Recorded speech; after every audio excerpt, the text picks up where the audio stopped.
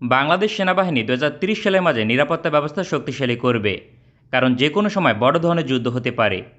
অন্যদিকে যুদ্ধকালীন সময় ঢাকার হেডকোয়ার্টার থেকে hello viewer, welcome back to another video. Viewer फिर से बहुत ही ज़्यादा इंटरेस्टिंग और बहुत ही ज़्यादा इंफॉर्मेटिव किस्म की वीडियो आप लोगों के लिए लाए हैं वीवर।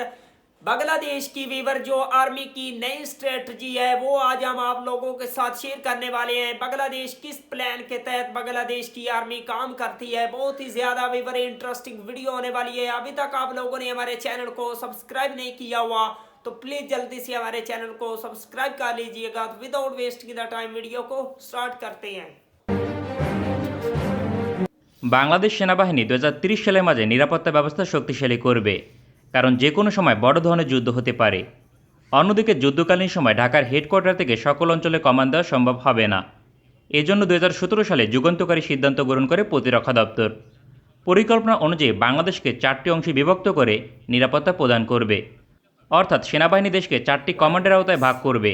এক্ষেত্রে যুদ্ধকালীন সময় ঢাকার হেডকোয়ার্টার থেকে সব কিছু পরিচালনা করতে হবে না। বিশ্বের শক্তিশালী দেশগুলো এই ফর্মুলায় রাষ্ট্রীয় নিরাপত্তা নিশ্চিত করে। এক্ষেত্রে যুক্তরাষ্ট্র, রাশিয়া, চীন, জার্মানি এবং ফ্রান্স অন্যতম। বাংলাদেশ সেনাবাহিনী southern command, Northern command, eastern command এবং ওয়েস্টার্ন কমান্ড গঠন করবে। এখন প্রশ্ন হচ্ছে, সেনাবাহিনী ৪টি কমান্ড গঠন করলে রাষ্ট্র নিরাপত্তায় কতটা কার্যকর হবে? অন্যদিকে ভারত এবং মিয়ানমারকে মোকাবেলায় কতটা কার্যকর ভূমিকা পালন করবে, তাই তুলে ধরব আজকের প্রতিবেদনে। প্রতিটি কমান্ড সেন্টার যুদ্ধকালীন সময় স্বাধীনভাবে কাজ করবে। বাংলাদেশের ওয়েস্টার্ন কমান্ডের আওতায় থাকবে খুলনা, বরিশাল, ঢাকা এবং কুমিল্লার এক অংশ। আয়তনের দিক থেকে এই কমান্ড সবচেয়ে বেশি ভূখণ্ডের নিরাপত্তা প্রদান করবে। তবে সেনাবাহিনীর অবস্থান থেকে এই অঞ্চলের গুরুত্ব সবচেয়ে কম, কারণ একমাত্র খুলনা দিয়ে সীমান্ত রয়েছে। তাছাড়া খুলনা অঞ্চল দিয়ে ভারতীয় সেনাবাহিনী সহজে আক্রমণ করতে পারবে না। ভৌগোলিকভাবে এই অঞ্চলের বেশিরভাগ অঞ্চল জলমগ্ন, সুতরাং আক্রমণ করলে সুবিধা করতে পারবে না। তাছাড়া বরিশাল, ঢাকা এবং কুমিল্লা এমনিতে নিরাপদ থাকবে। ওয়েস্টার্ন কমান্ডের আওতায় একাধিক সামরিক ঘাঁটি থাকবে।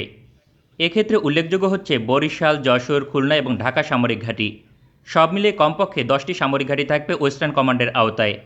যুদ্ধকালীন সময় এই কমান্ডের সহযোগিতা লাগবে না, বরং অন্য কমান্ডের প্রয়োজন হলে সহযোগিতা করবে, কারণ একমাত্র খুলনা সীমান্তে ভারতীয় আগ্রাসন মোকাবেলায় তেমন কোনো সমস্যার সম্মুখীন হবে না। অন্যদিকে ইস্টার্ন কমান্ডের আওতায় থাকবে সিলেট, ময়মনসিংহ, কুমিল্লা এবং ঢাকার এক অংশ। ভৌগোলিক কারণে ইস্টার্ন কমান্ড আক্রমণ মোকাবেলার চেয়ে পাল্টা আক্রমণ করতে পারদর্শী হবে। একমাত্র ভারতের সঙ্গে সব দিক থেকে সীমান্ত রয়েছে, তবে ভৌগোলিক কারণে ভারত সহজে আক্রমণ করতে পারবে না, বরং বাংলাদেশ পাল্টা আক্রমণ করলে পার্শ্ববর্তী অঞ্চলগুলোকে দখল করতে পারবে। ইস্টার্ন কমান্ডের আওতায় বেশ কয়েকটি গুরুত্বপূর্ণ সামরিক ঘাঁটি থাকবে। এগুলো হচ্ছে সিলেট, কুমিল্লা, কিশোরগঞ্জ এবং ময়মনসিংহ সামরিক ঘাঁটি। ইস্টার্ন কমান্ডের হেডকোয়ার্টার হতে পারে সিলেট সামরিক ঘাঁটি। সাম্প্রতিক সময় এই সামরিক ঘাঁটিকে 5 গুণ শক্তিশালী করা হয়েছে। এছাড়াও স্পেশাল ফোর্সের একটি বড় অংশ মোতায়েন থাকবে এই ঘাঁটিতে।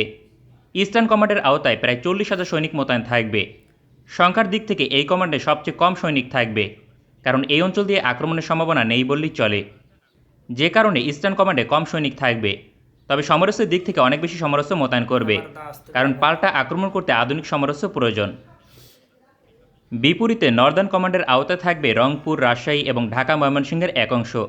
সেনাবাহিনীর অবস্থান থেকে সবচেয়ে ঝুঁকিপূর্ণ অঞ্চল নর্দার্ন কমান্ড, কারণ ভারত কখনো আক্রমণ করলে এই অঞ্চল দিয়েই করবে। ভৌগোলিক দিক থেকে এর গুরুত্ব অনেক বেশি, কারণ রংপুর থেকে শিলিগুড়ি করিডোরকে নিয়ন্ত্রণ করা সম্ভব। ভারতের সবচেয়ে বড় ভৌগোলিক দুর্বলতা এই অঞ্চলে, সুতরাং রংপুর হাতছাড়া হলে বাংলাদেশ বড় ধরনের সমস্যার সম্মুখীন হবে। যে কারণে নর্দার্ন কমান্ডকে ঢেলে সাজানো হচ্ছে।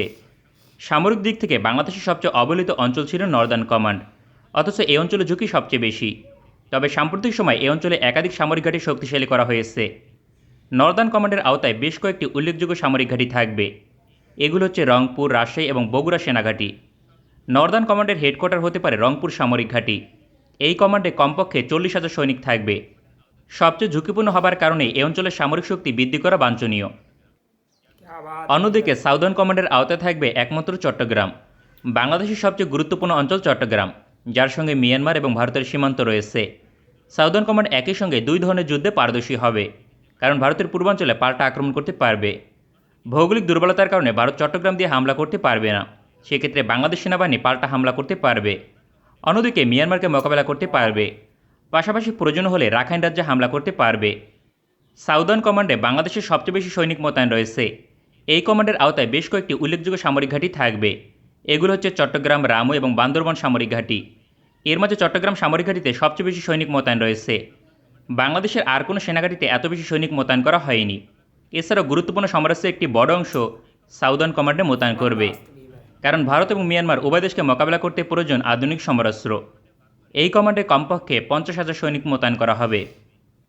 সেনাবাহিনীর অবস্থান থেকে দেশকে 4টি কমান্ডে ভাগ করে নিরাপত্তা প্রদানের বিষয়টি প্রশংসনীয় এবং কার্যকর হবে।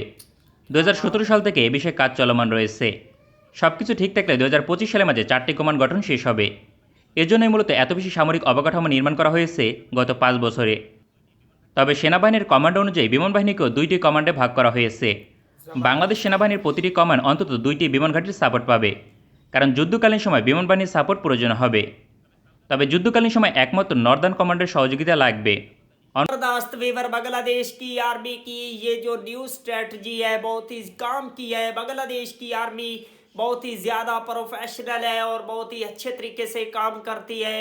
भारत और म्यांमार को जवाब देने के लिए बांग्लादेश की एयरफोर्स, बांग्लादेश की नेवी, बांग्लादेश की आर्मी, बांग्लादेश की जितनी भी फोर्सेस हैं, बीजेपी, ये सब जो फोर्सेस हैं रेडी है बांग्लादेश के दिफा के लिए। बांग्लादेश को अगर कोई भी नुकसान पहुंचाने की कोशिश करेगा तो ये जो फोर्सेस हैं बांग्लादेश की उनको मुंह तोड़ जवाब देंगी। इंशाल्लाह बांग्लादेश की जो आर्मी है वो एक दिन दुनिया की मजबूत तरीन किस्म की आर्मी बनेगी और बांग्लादेश की आर्मी वीवर जो है वो मजबूत तरीन बनती भी जा रही है। जिस तरह से वीवर बांग्लादेश की आर्मी वेपन को बाय करती जा रही है और खुद वेपन को बना भी रही है। तो वीवर अगर आप लोगों को मजीद इंटरेस्टिंग वीडियो देखनी है तो प्लीज जल्दी से हमारे चैनल को सब्सक्राइब कर लीजिएगा। मिलते हैं आपसे नेक्स्ट वीडियो में इंशाल्लाह, तब तक के लिए अल्लाह हाफिज।